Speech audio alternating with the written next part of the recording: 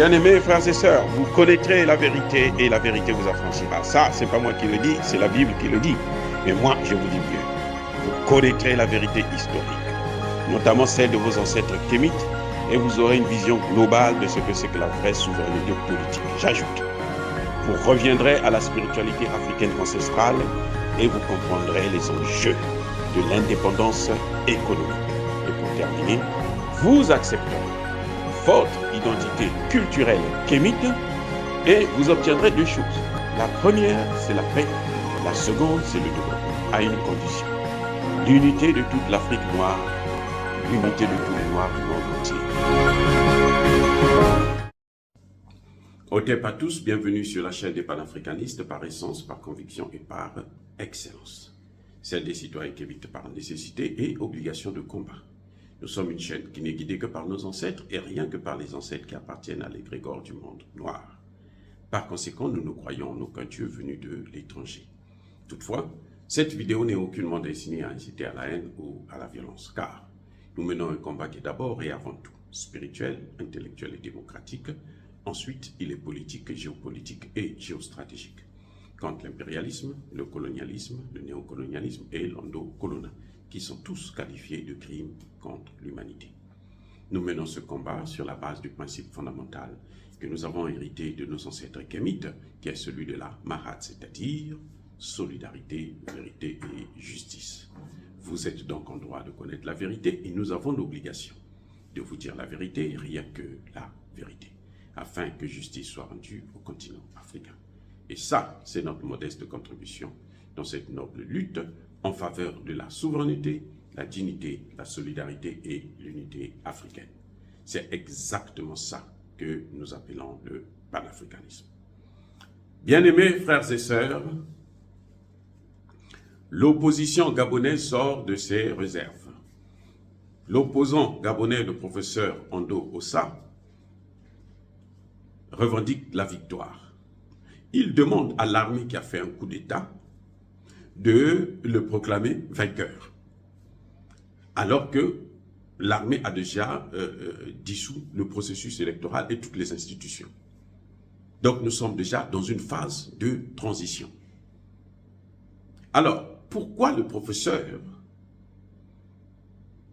sort maintenant de sa carapace pour demander à ce qu'on puisse lui donner cette victoire du peuple? En tout cas, que le peuple veut prendre avec elle. Pourquoi?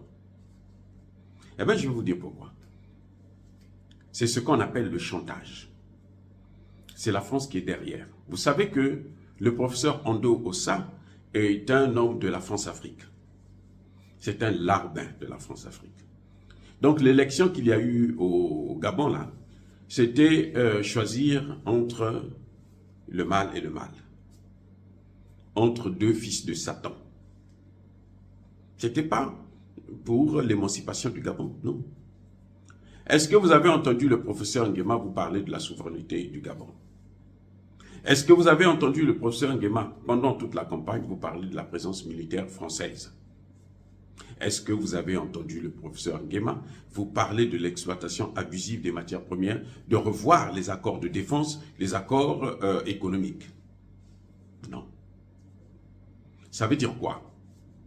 Ça veut dire tout simplement que cet homme travaille pour la France. Mais, je vous ai déjà aussi dit que ce coup d'État, c'est un coup d'État france-africain. Il ne faut pas le nier. Mais notre priorité à nous, c'était d'abord mettre un terme à la dynastie de Bongo. Et c'est pour ça que nous remercions, en tout cas moi je remercie le général Nguema pour ce travail, pour avoir pu faire partir Bongo. C'était la première étape. Mais tout le reste à faire.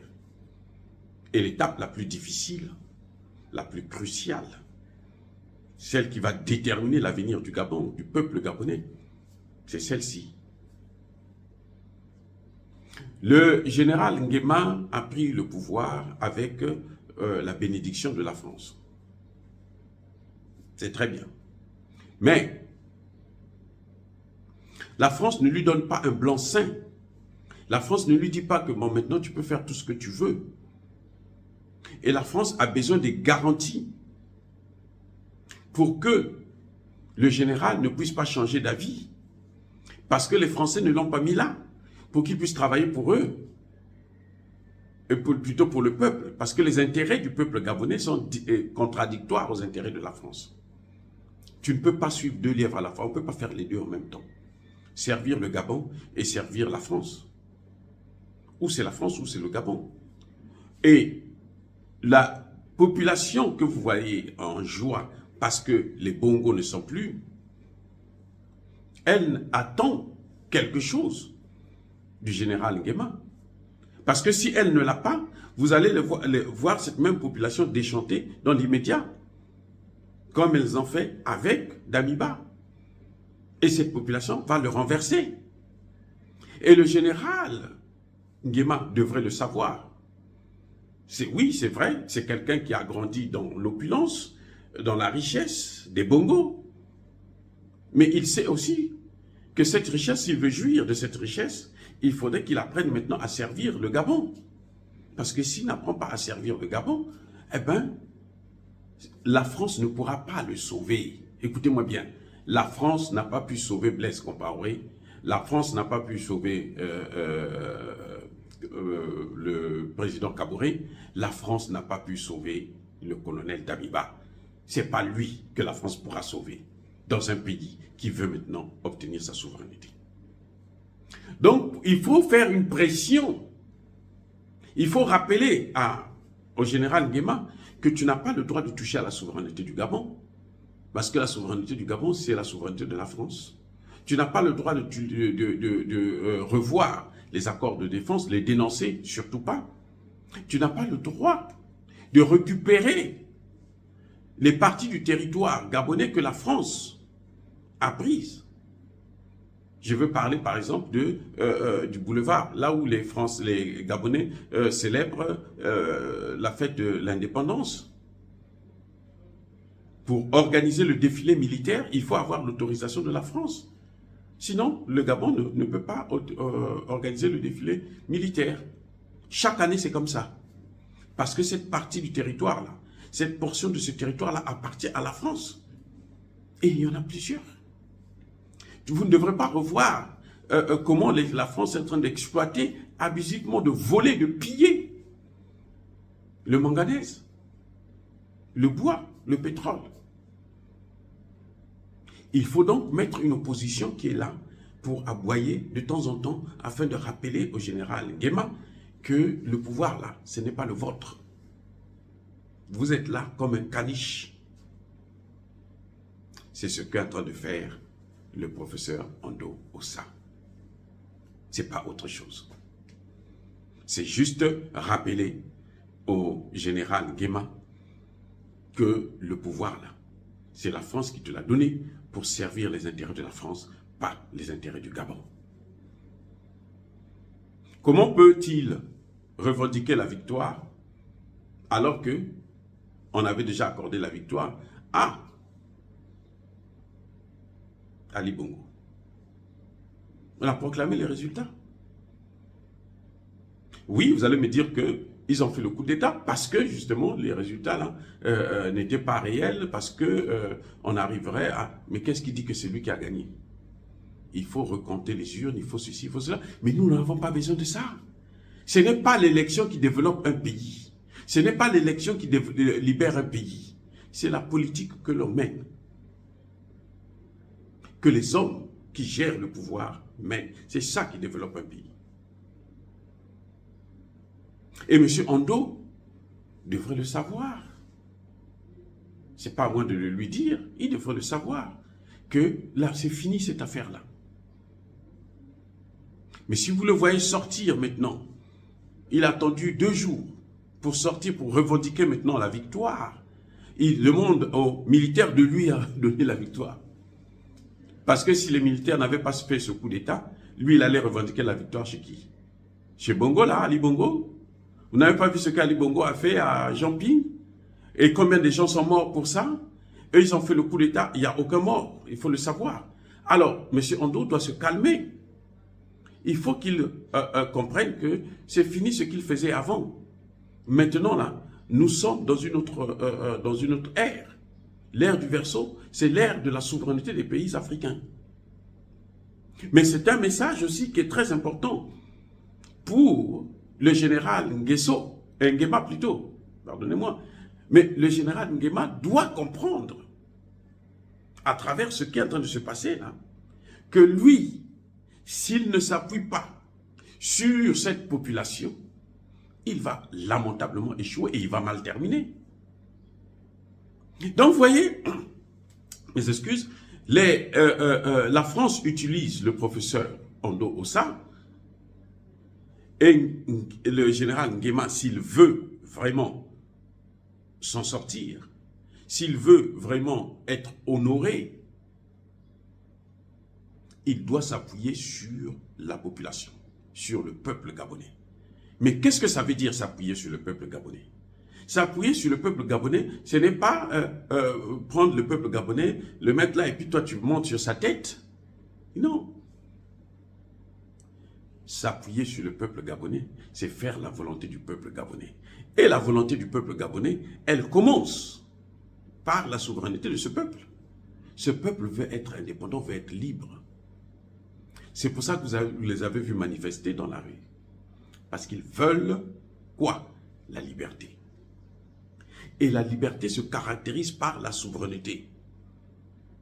Et la souveraineté a des éléments de souveraineté. Les critères de souveraineté. C'est la non-intervention de la France. C'est le départ des troupes françaises. C'est l'annulation des accords de défense. C'est la révision des accords économiques concernant le manganèse, le bois, le pétrole et autres. C'est toutes ces choses-là. Les terres qui appartiennent au Gabon, que la France a pris à garder pour elle, il faut les reprendre. Ah oui, la France ne peut pas, n'a aucun terrain, en dehors de l'ambassade là, de la France là, la France n'a plus rien au Gabon. Et il faut reprendre ça. C'est ça, s'appuyer sur le peuple gabonais. Et c'est ça qui va faire son succès. C'est ça qui fera oublier sa richesse à lui qu'il a amassée de façon illégale, nous le savons. Eh oui, il ne peut pas nous dire que parce qu'il était, garde de aide de camp du président Bongo ou quoi, qui s'est enrichi de la sorte. Non, c'est parce que il a dû piller. Et pour faire oublier ça, pour que le peuple gabonais puisse l'acclamer et continuer à l'acclamer, il doit poser les bases de la souveraineté du Gabon. Et ça, c'est ce que nous attendons dans son premier discours en tant que président. Plus en tant que général, mais en tant que président du Gabon. Eh oui, bien-aimés frères et sœurs, quant à M. Ondo, il n'a pas encore compris que les choses ont changé. Le pouvoir a changé de mains. Le pouvoir est maintenant dans les mains du président, et plutôt du peuple. Si c'est vrai que lui, il aurait certainement gagné, probablement gagné l'élection, si ça peut être vrai, vérifiez. Ce n'est pas parce qu'il est bon, non. C'est parce que les gens en ont marre de la dynastie des Bongo. C'est pour ça qu'ils auraient voulu voter massivement pour lui. Voilà ce qu'il y a à comprendre. Ce que le professeur, un professeur en économie, qui, écoutez bien, il est professeur en économie, il ne sait pas que le problème de l'Afrique, du sous-développement de l'Afrique francophone, c'est le franc CFA. Mais c'est grave. J'ai envie de dire qu'il n'a qu'à repartir à l'école. Il ne sait pas que le franc CFA, là, c'est la cause fondamentale de tout ce que vous voyez en Afrique. Que ce soit au Gabon, Cameroun, Congo, Centrafrique, Mali, Tchad, Guinée, tous les pays, plutôt Guinée équatoriale, tous les pays là qui utilisent le franc CFA, là, la première cause de leur problème, c'est le CFA. Ce n'est même pas les dirigeants africains, non. Ce ne sont pas nos dictateurs là, non.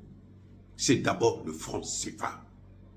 Et les dictateurs, ces dirigeants africains, ils ont l'obligation de ne même pas en parler. Allez-y à l'université, hein, dans les universités de ces pays-là. Vous n'allez jamais avoir un cours sur le franc CFA. Vous n'allez pas voir ça. Il y a certains professeurs qui vont vous parler de ça, hein, comme ça, comme on dit en congolais, on coup de nous le paye, c'est-à-dire qu'on essaie de tricher, et puis bon, de temps en temps, mais un cours où on étudie seulement le CFA, son origine, qu'est-ce que ça nous apporte, quelles sont les conséquences de l'utilisation de ce chiffon de papier, il n'y en a pas. Parce que c'est la cause fondamentale des déboires des pays africains. Et si Ondo, qui est professeur en économie, ne sait pas ça, je lui demande de partir prendre des cours chez le professeur Gbagbo. Il n'a qu'à aller consulter le professeur Gbagbo.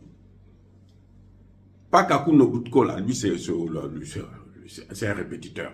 Donc, avec une maîtrise, on est que répétiteur, on ne comprend rien. Mais le professeur, le vrai, le plus grand économiste de ce 21e siècle, du 20e, 21e siècle, le professeur Gbagbo, il n'a qu'à aller le voir. Parce que moi, je peux pas, moi je suis docteur en sciences politiques, ce n'est pas mon domaine d'économie. Je lui donne la référence. Nous avons notre économiste à nous, qui nous enseigne ça, et qui connaît ça mieux que quiconque. Ou bien il n'a qu'à parler avec le professeur Ndengwe.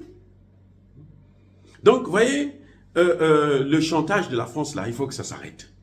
Et que cette génération des larbins de la France, des caniches de la France, ils doivent maintenant se calmer. Monsieur Ondo, calmez-vous. Vous devrez plutôt soutenir cette transition pour qu'elle puisse aller vers la souveraineté du Gabon. C'est ça que nous voulons.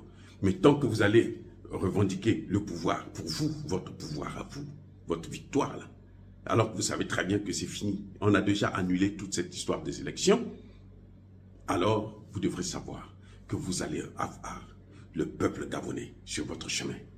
Dire cela, c'est inciter à la haine ou à la violence. Non.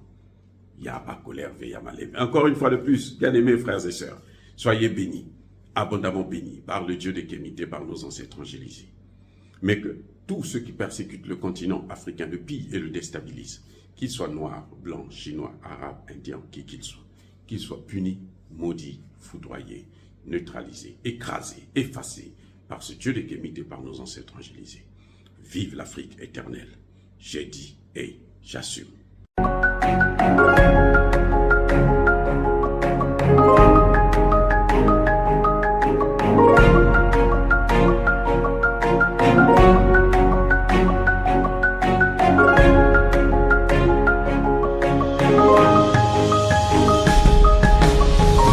Eux, ils marchent par la foi et non par la vue. Mais moi, je vous conseille vivement de marcher par la connaissance scientifique et historique, notamment celle de nos ancêtres kémites, par les 5 sens et par l'intelligence. À vous, à Pierre.